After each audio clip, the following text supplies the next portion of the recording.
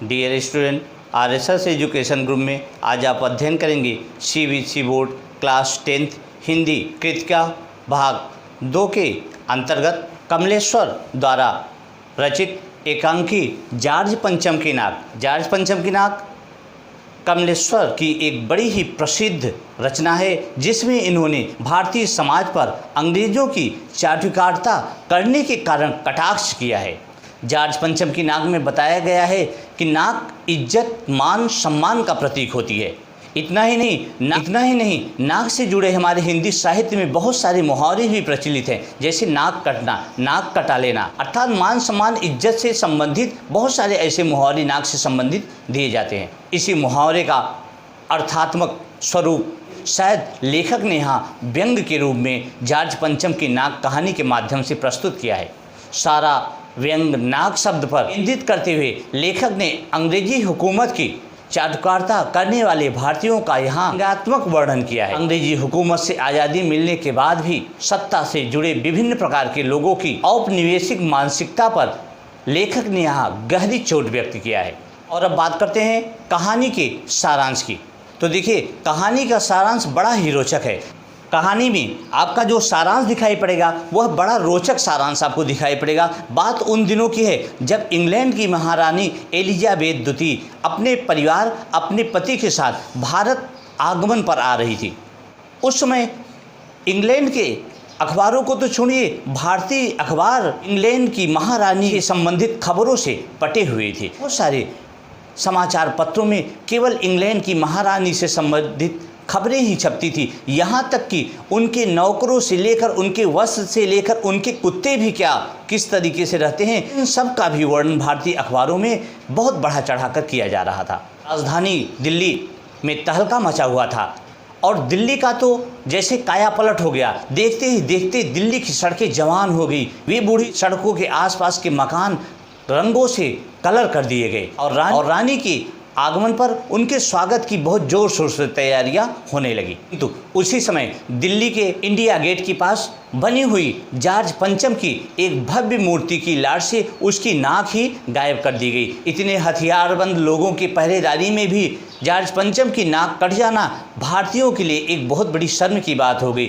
वे सारे आला अफसर, भारतीय हुक्मरान परेशान हो गए कि रानी के आगमन पर कहीं ऐसा ना हो कि रानी एलिजाबेथ उस मूर्ति की कटी हुई नाक को देखकर नाराज हो जाएं। और इस प्रकार से वे जॉर्ज पंचम की नाक को लगाने के लिए सब परेशान हो गए।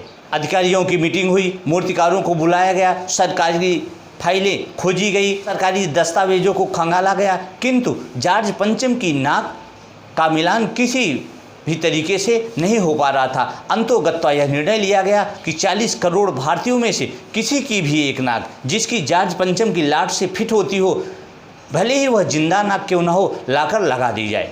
इसी बात के साथ सभा में बैठे सभी लोगों में सन्नाटा छा गया। कुछ मिनटों की खामोशी के बाद सभापति सबकी तरफ देखा और मूर्तिकार बोला, आप लोग परेशान मत होइए, यह काम मेरा है, मैं बखूबी इसको पूरा कर दूंगा। और मूर्तिकार को इजाज़त दे दी गई और अखबारों में सिर्फ इतना ही छपा कि जॉर्ज पंचम की नाक का मसला हल हो गया है और इंडिया गेट वाली जॉर्ज पंचम की मूर्ति पर नाक लग रही है। और वह दिन भी आ गया जब जॉर्ज पंचम की नाक लग गई और सभी अखबारों ने खबरें छापी कि जॉर्ज पंचम की जिंदा नाक लगाई गई है, यानी ऐसी नाक जो कतई पत्थर की नहीं थी।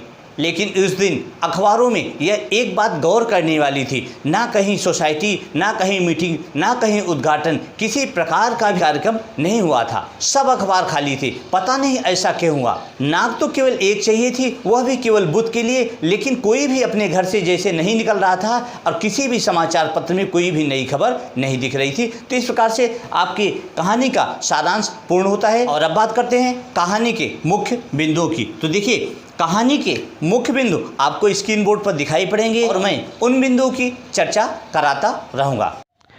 तो आइए प्रारंभ करते हैं जॉर्ज पंचम की नाक के महत्वपूर्ण बिंदुओं को। पहला महत्वपूर्ण बिंदु है रानी एलिजाबेथ का भारत आगमन।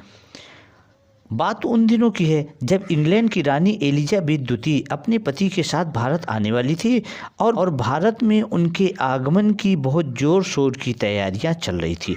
यहाँ तक कि सड़कों की मरम्मत कर दी गई थी, तो लेखक ने यहाँ व्यंग किया है कि सड़कें नौजवान हो गई थी, दिल्ली की गली मोहल्लों को रंग दिया गया था और सड़कों के पास पड़ने वाले मकानों को रंगों से पोत दिया गया था। तो इस प्रकार से सारे हुक्मरान भारत के जितने भी सरकारी कर्मचारी थे सब रानी एलिजाबेथ के आगमन की तैयारी में जुट गए थे। रानी के आगमन को लेकर पूरे भारत में सनसनी फैली हुई थी। आखिरकार जो रानी 5,000 रुपये का सूट पहनकर आने वाली है, उनके स्वागत में कुछ तो धूमधाम होनी चाहिए। देखते ही देखते नई दिल्ली का काया पलट होने लगा। सड़कें जवान हो गई, इमारतें सुंदरियों की भांति सज गई। और दूसरा महत्वपूर्ण बिंदु है जॉर्ज पंचम की नाक का सवाल। जॉर्ज पंचम की नाक अचानक परेशानी का सबब बन गई थी। एक दिन यह हादसा हो गया कि हथियारबंद जवानों की गश्त के होते हुए भी इंडिया गेट के सामने लगी जॉर्ज पंचम की मूर्ति की नाक काट दी गई। अब सवाल यह था कि रानी के आगमन पर जॉर्ज की नाक न दिखी तो यह अपनी नाक कटाने जैसा होगा। इसलिए देश के सभी उच्च अधिकारी, सभी सरकारी कर्मचारी जॉर्ज पंचम की नाक को लगाने के लिए, उसकी नाक को ढूंढने के लिए तत्पर हो गए। और तीसरा महत्वपूर्ण बिंदु है सरकारी कार्यवाही। देश के शुभचिंतकों की एक बैठक बुलाई गई। सभी ने कहा कि रानी के आगमन तक कटी हुई नाक वापस लग जानी चाहिए। उच्च स्तर पर बैठक हुई, सलाह मशवरे हुए। आखिरकार एक मूर्तिकार को फौरन दिल्ली बुलाया गया। मूर्तिकार ने कहा, नाक तो लगा दूंगा, परंतु मुझे बताइए कि इसकी लाट का पत्थर कहाँ से लाया गया। लाट अर्थात जो मूर्ति का पत्थर था। यह सुनकर सभी के चेहरे से हवाइयाँ उड़ने लगी थी। आखिरकार पुरातत्व विभाग की फाइलें, ढेर सारी फाइलें खोली गई, परंतु कोई पता न चल सका। हुक्काम परेशान हो गए। एक खास कमेटी बैठाई गई, उसे नाक लगाने का काम भी सौंप दिया गया था। तो इस प्रकार से जॉर्ज पंचम की नाक से संबंधित सरकारी कार्यवाहियाँ भी की जाने लगी। और चौथा महत्वपूर्ण बिंदु है देश भर में नाक की खोज।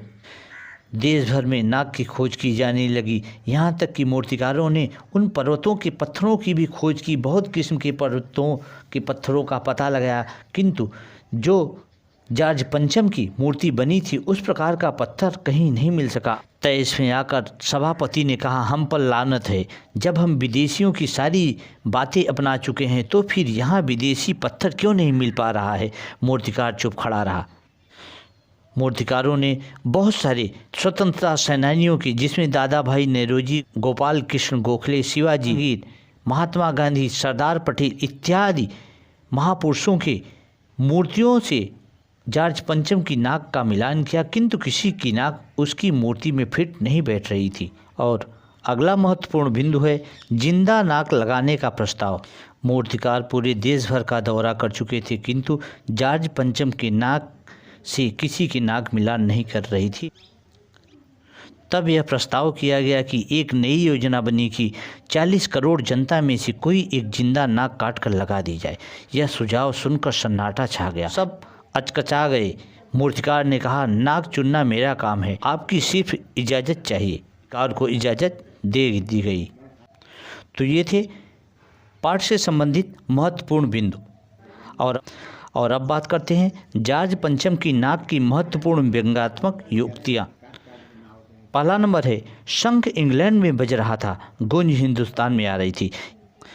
यहाँ लेखक कमलेश्वर के कहने का आशय यह था कि जब महारानी एलिजाबेथ अपने किस तरीके से कपड़ों को पहनती हैं, कितने महंगे कपड़ों को पहनती हैं, उनके नौकर किस तरीके से उनकी व्यवस्था करते हैं, ये सारी चीज़ें वे इंग्लैंड में रह रही थी, लेकिन हिंदुस्तान के अखबारों में, पेपरों में छपता था। वे किस प्रकार से उनका रहन सहन था, यह सब इंग्लैंड में होना चाहिए, लेकिन भारतीय अखबार इससे पटे हुए थे। अगला पॉइंट है, नई दिल्ली में सब था, सिर्फ नाक नहीं थी। यहाँ लेखक कमलेश्वर के कहने का आशय यह था कि नई दिल्ली में तो सब कुछ था, लेकिन नाक नहीं थी। नाक का अर्थ मर्यादा या इज्जत से था। यहाँ के अधिकारी, यहाँ के कर्मचारी, जो भारतवर्ष में जो बच्चे शहीद हो चुके थे, जो महापुरुष शहीद हो चुके थे, जिनकी मूर्तियां चौराहों पे लगी हुई हैं, उन मूर्तियों की लाट से भी नाक का मिलान कर रहे थे कि अगर किसी की नाक मिल जाए तो जॉर्ज पंचम की नाक पर लगा दी जाए। और नाक के मिलान न होने पर यह भी प्रस्ताव रखा कि जिंदा ही नाक लगा दी जाए किसी व्यक्ति की। 40 करोड़ लोगों में से यदि किसी की नाक मिलान करती है तो उसे लगा दिया जाए। तो इस प्रकार लेखक ने व्यंग्य किया है कि नई दिल्ली में सब था, सिर्फ नाक नहीं थी। और अगला पॉइंट है दिमाग खरोचे गए। दिमाग खरोचे गए का आशा यह है कि जब मीटिंग बैठाई गई, सरकारी कर्मचारियों की मीटिंग हुई, तो उस समय सभी ने अपना अपना दिमाग लगाया कि किस तरीके से जॉर्ज पंचम की नाक पुनः उस मूर्ति में स्थापित कर दी जाए।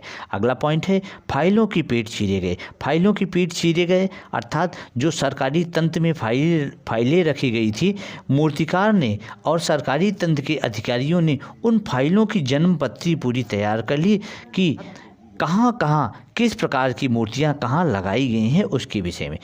और अंतिम पॉइंट है फाइलें सब हजम कर चुकी थी। तब मूर्तिकारों ने और सरकारी तंत्र के अधिकारियों ने बताया कि फाइलें सब हजम कर चुकी हैं, अर्थात सूचनाएं जो एकत्रित की गई थी वे सब चट कर गई हैं, अर्थात गायब हो चुकी हैं। तो किसी न किसी ढंग से वे जो दस्तावेज थे वे सब दस्तावेज रख रखाव के अभाव में वे सब मिट गए थे, समाप्त हो चुके थे। यह था जॉर्ज पंचम की नाक कहानी का संपूर्ण सार। तो बच्चों, आशा है यह वीडियो आपको पसंद आई होगी। अगर वीडियो आपको अच्छी लगी हो तो सब्सक्राइब, लाइक और बेल आइकन की बटन को ओके करना ना भूलें और अधिक से अधिक अपने मित्रों को, दोस्तों को शेयर करना ना भूलें। तो आज के लिए बस इतना ही। Thank you so much.